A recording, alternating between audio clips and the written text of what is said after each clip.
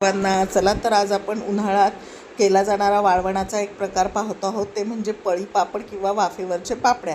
या पापड्या अतिशय सुंदर लागतात चवीला. फक्त त्याच्या पिठाच्या थोडीशी तयारी करावी लागते. यासाठी येथे मी रेशनिंगचे अर्धा किलो तांदूळ घेतलेले आहेत. ते स्वच्छ धुवून घ्यायचे आहेत आणि 3 दिवस मी येथे भिजत ठेवलेलं आहे. काही जण नुसतं पिठाच्याही पापड्या करतात, परंतु भिजत घातलं तर त्याला ते छान फुलतात, म्हणून भिजत घालायचे आणि मग त्याचं पीठ करायचं आहे.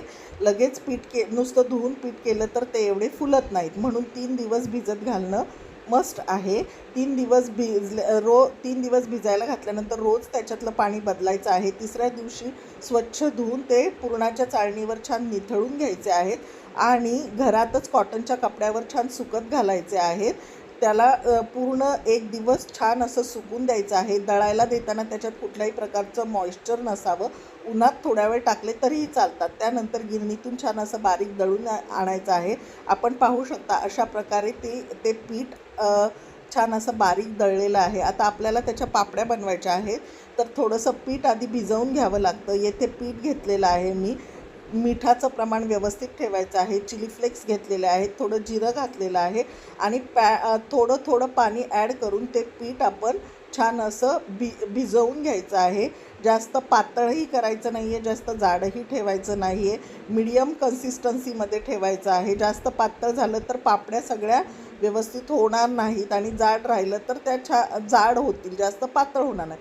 म्हणून मीडियम अशी कन्सिस्टन्सी ठेवायची आहे पिठाची. त्यानंतर आपण येथे पाहत आहात, येथे मी एका पाळ्यामध्ये पाणी घेतलेलं आहे. त्यानंतर छान असं पापड्या करण्यासाठी एक छान टोप, त्या टोपावर बसणारच एक ताट घ्यायचं आहे आणि एक सुई आणि धागा घ्यायचा आहे. त्यानंतर त्या टोपामध्ये अर्धा टोप भरून पाणी उकळायला ठेवायचं आहे. त्यानंतर आपण पाहू शकता पाण्याला उकळी आली की त्या ताटावर थोडंसं बॅटर घेऊन ते छान असं गोल गोल आकार करायचा आहे. कुठल्याही प्रकारचा तेलाचा हात लावायचा नाही आहे ताटलीला. डायरेक्टच पीठ घेऊन छान असा त्याचा गोल आकार करायचा आहे. बाजूने असं केल्यानंतर असं दाबून घ्यायचं आहे, म्हणजे पापडी एका साईडला जाड होत नाही.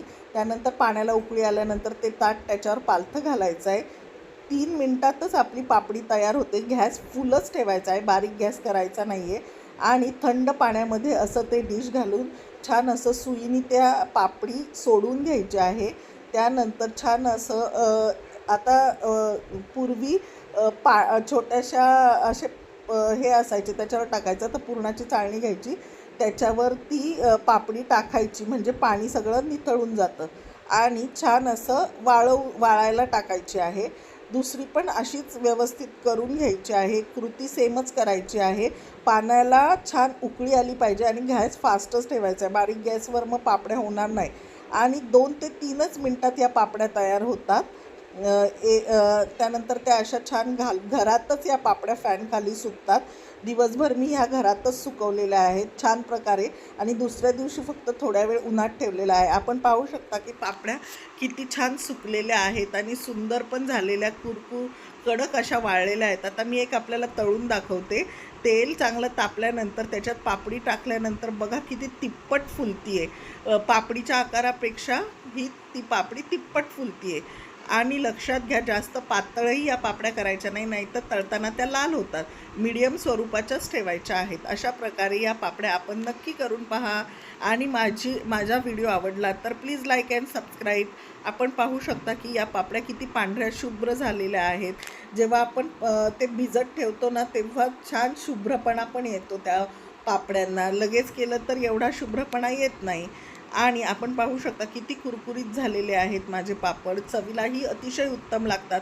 चिली फ्लेक्समुळे एक वेगळीच चव येते. नक्की करून पहा आणि आवडला तर लाईक अँड सबस्क्राईब.